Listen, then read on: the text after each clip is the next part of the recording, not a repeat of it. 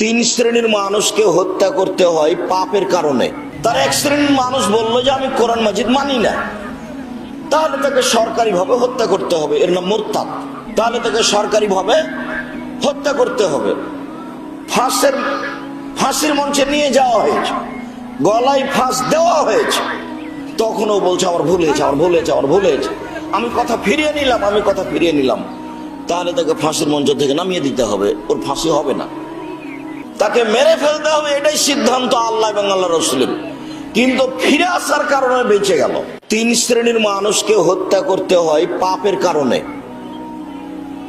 দুনিয়াতেই তাকে মেরে ফেলতে হবে, তার বেঁচে থাকার কোনো সুযোগ নাই, এটা পাপের কারণে। তবে পরকালে জাহান্নামও হতে পারে, জান্নাতও হতে পারে।